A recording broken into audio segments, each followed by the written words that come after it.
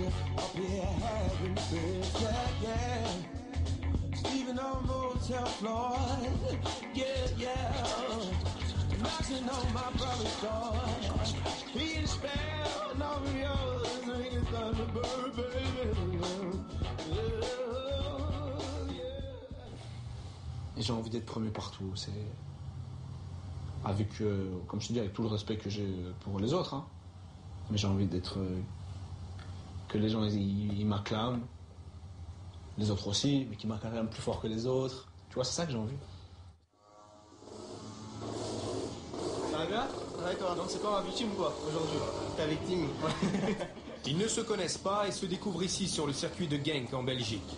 Face à Eden Hazard, un autre virtuose belge, Jérôme D'Ambrosio, ancien champion du monde de karting et depuis quelques semaines, pilote essayeur en Formule 1. Autant dire du costaud, et pour corser le tout, la piste est bien humide.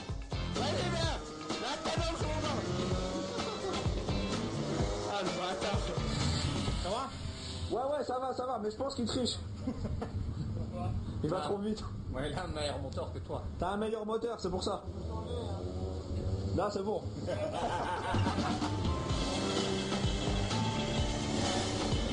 Ah, c'est pas mal, c'est pas facile sous la pluie comme ça une première fois. Allez, attaque.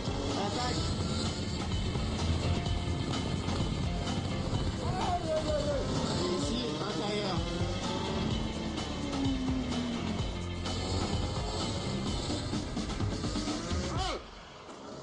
Non, c'est pas comme ça, c'est comme ça.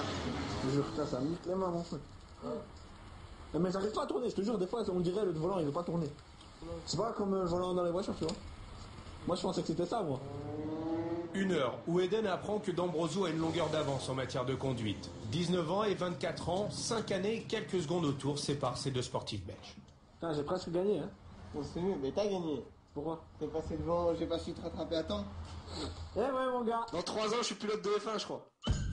La Formule 1, ce ne sera qu'un rêve. Eden Hazard, lui, c'est le football. Tout jeune, il n'a que quelques mètres à faire du domicile pour atteindre son jardin. Là, juste derrière, le terrain de foot de Braine-le-Comte, où il fait ses premiers dribbles en famille et marque ses premiers buts. Les parents qui vivent au rythme effréné des 4 garçons, dont 2 sont aujourd'hui professionnels. Dans cette famille, le football, ce n'est pas vraiment le fruit du hasard. Quand t'es petit, tu dis ouais, mon papa il joue au foot. Et ta mère elle fait quoi ? Bah, joue au foot aussi, tu vois, ça fait un peu chelou quand même. Et surtout très rare, le père Thierry a fait donc une carrière plus qu'honorable en 2e division belge à la Louvière. Et forcément, c'est sur un terrain de foot qu'il fait la connaissance de sa femme Karine. Une attaquante qui côtoie, elle, la 1re division belge.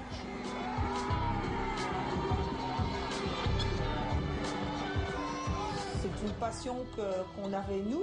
On n'a pas du tout forcé les enfants à faire du foot, que du contraire. On les a ouverts à plein d'autres sports et à un certain moment, ils ont fait leur choix et évidemment, c'est le football qui est ressorti. Mais est-ce qu'on joue au football dans la maison ? Non. Oh, pourtant, je lis que de temps en temps, il me semble qu'on tape sur un ballon dans la maison. Hein ? Ah, mais tu ne peux pas dire. Et les carreaux là-bas ? Et les bibelots de maman ? Je ne vais pas dire que c'était une obsession, mais c'était vraiment quelque chose chez lui qu'il fallait absolument qu'il fasse, c'était jouer au football. Tout le monde nous disait qu'il était doué, quoi. Mais bon, on dit il joue dans des petits clubs, donc c'est peut-être facile de ressortir un peu du lot. On a accepté qu'il aille faire un test à Anderlecht, qui est quand même une des meilleures équipes de notre championnat. Et là, c'est vrai qu'on s'est aperçu que même là, il était un cran au-dessus, quoi. C'était les parents qui ne voulaient pas faire la route parce que c'était trois entraînements semaine. Il fallait le prendre vite à l'école, aller le conduire à Anderlecht, attendre et ça, je voulais pas faire. Il était trop jeune. Il pouvait encore s'épanouir dans le club où il était, quoi. C'est pour ça que j'ai préféré rester encore à Tubize. Je pense qu'à 12 ans, je pouvais déjà aller à Anderlecht, tu vois. Mais après, Lille est venu et le projet de Lille. Entre guillemets était plus intéressant pour l'enfant que le projet d'Anderlecht. La première fois que j'étais en contact avec Lille, c'était même pas avec papa ou avec maman, c'était avec mon oncle. J'avais été à un entraînement avec un match même. J'avais joué contre des femmes avec l'équipe du Brabant, c'est comme si tu dis l'équipe du Nord-Pas-de-Calais quoi, en Belgique, et on avait joué contre l'équipe nationale moins de 17 des féminines. Mais nous on avait quoi ? On avait 10 ans, enfin même pas 9 ans. Et je me rappelle qu'on avait perdu 5-0. Et c'est après ce match-là que j'ai vu la première fois un dirigeant de Lille me dire ouais, enfin on le trouve bon, alors que tu vois, j'avais pas été on avait perdu 5-0 contre des FAP. Le gamin, on le connaissait, il était dans nos tablettes, mais 11 ans, vous imaginez bien qu'à 11 ans, Tubize, c'est proche de Bruxelles, c'est pas le bout du monde, mais c'est quand même une petite centaine de kilomètres à peine, et aller déloger un gamin de 11 ans, moi personnellement je trouve pas que ça soit très bien. Le fait de nous avoir laissé le temps d'abord, de ne pas nous avoir mis la pression, de vouloir attirer l'enfant tout de suite, de le laisser grandir dans son milieu familial. Et après, le projet à 14 ans et demi, il était vraiment établi sur quelques années. Et eux ne voyaient pas que le sportif.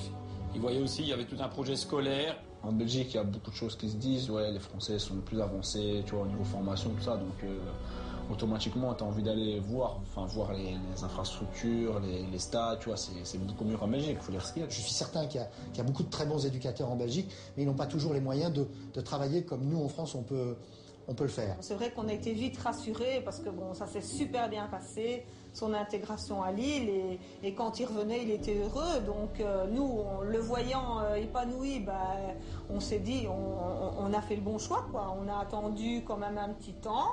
Et il est parti au bon moment, quoi. Il est un peu comme à la maison quand il revient sur ses pas pour nous faire découvrir la section formation du domaine de Luchin, le centre d'entraînement du LOSC. Ah, ça va, c'est propre, hein. Comparé à ma chambre quand j'étais là, hein. Putain, c'est propre, hein. Donc voilà l'espace où j'ai vécu pendant 2 ans. Et là, viens voir. Mais il y a une photo de moi. Je suis là. Et là ? Là et là. Tout blanc, là. Et pourquoi les cagoules ? Ouais, parce qu'on venait du karting. J'ai terminé 2e, je crois. Dès que je suis arrivé ici, je savais que je pouvais y arriver, tu vois. Si je bossais normalement, si voilà, je faisais le minimum, c'est vrai que je pouvais. Parce qu'il faut dire, les qualités, sans me vanter, tu vois, mais les qualités, je les avais. Je savais que j'étais un bon joueur. Donc. Je vous donne ma parole que j'ai été vraiment touché, alors que l'expérience fait que je ne le suis pas toujours non plus. Par cette espèce de conviction qui était la sienne et détermination à réussir au plus haut niveau. Oh, bossez un peu là, oh. Bossez un peu, non? On dit, Hazard, qu'est-ce qu'il fait? Donc voilà, là, c'est le terrain où j'ai appris mes gammes, quoi. Ils sont encore quelques-uns de ses copains à côtoyer la formation. Une visite de courtoisie pour se rappeler les bons moments et les plus laborieux en voyant un de ses éducateurs. Dur, il était dur. Il en faut, hein, tu vois, pour nous apprendre le métier. Il travaille surtout sur le mental.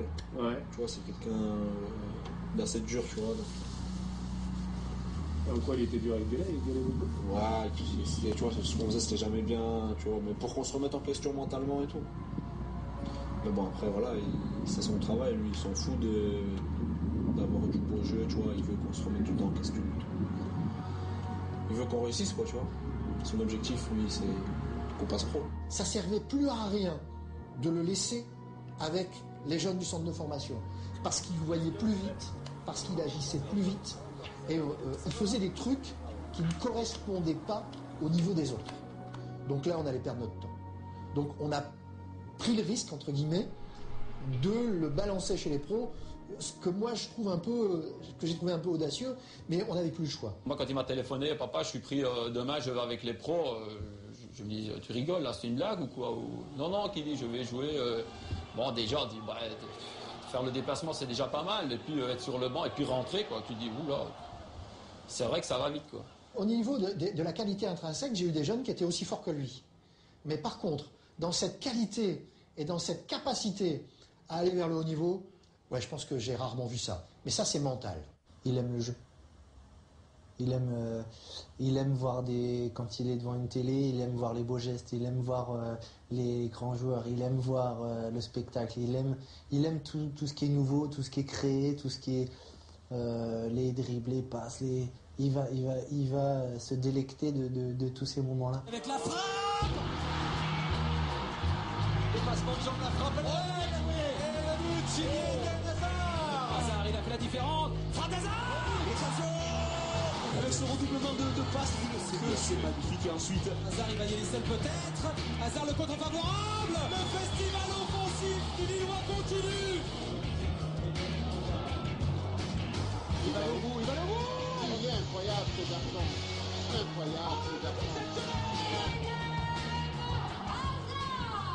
Aujourd'hui, on n'a plus beaucoup de joueurs capables de dribbler. Et Eden fait partie de ces joueurs capables de faire la différence individuellement. Le gagnant est Eden Hazard. 2 saisons passées chez les professionnels et déjà le jeune Hazard collectionne les titres individuels. Le trophée UNFP du meilleur espoir pour la saison 2009-2010 est attribué à Eden Hazard. 2 saisons que la Ligue 1 en fait son meilleur espoir. 2 titres qui à 2 reprises lui ont valu les louanges de son idole. Vous êtes un observateur attentif de la Ligue 1. Vous avez déjà repéré des joueurs que vous avez envie d'amener du côté du Real Madrid dans le championnat de France? Il y a le petit jeune Hazard là. Quand je le vois dire ça, tout d'un coup j'ai eu l'impression, tu vois. Et je vois que si personne me regarde, personne ne me regardait. Et tu vois, j'étais content, tu vois, j'étais fier. Mais ça fait bizarre un peu. Parce que tu dis, ouais, Zidane, le plus grand joueur du monde. Enfin, pour moi, le plus grand joueur, l'un des plus grands joueurs, tu vois, il parle de toi. Voilà. Quand vous jouez comme quelqu'un qui a pratiquement 5 ou 6 ans d'expérience, moi ça m'impressionne. Comment ça Zidane il me connaît? Il était quand même très fier que Zidane dise ça de lui. Il s'est un peu raconté dans le vestiaire, mais après je pense qu'il est assez lucide pour voir qu'il a encore beaucoup de chemin à accomplir. C'est vrai que quand on entend Zidane dire ça de son gamin, bon, on peut pas dire que ça ne fait pas plaisir, mais d'un autre côté ça met peut-être un peu la pression et on se dit qu'est-ce qu'il y a derrière, quoi. Ça n'a pas une pression, mais tu te dis ouais, tu vas être peut-être un peu plus regardé qu'avant. Il a montré depuis 2 ou 3 saisons. Il enchaîne les matchs, il joue maintenant en équipe de Belgique. Oui, là il y a des références. Une référence en devenir aussi chez les Diables Rouges. Eden Hazard y a fait toutes ses classes chez les jeunes jusqu'à sa première sélection chez les A en mars 2008. Le sélectionneur Georges Likens et son adjoint Marc Wilmots, anciens joueurs des Girondins, disposent d'une génération dorée mais encore un peu timide sur l'échelle internationale. En Belgique, on fait du jeune talentueux Hazard le nouveau Enzo Schifo. Allez, lance. Regardez ça. Tout footballeur un jour a envie de porter le maillot de son pays, que ce soit pour l'équipe de France, l'équipe d'Espagne. Nous c'est la Belgique, donc voilà, on est un petit pays, mais bon, ça fait toujours plaisir de porter le maillot.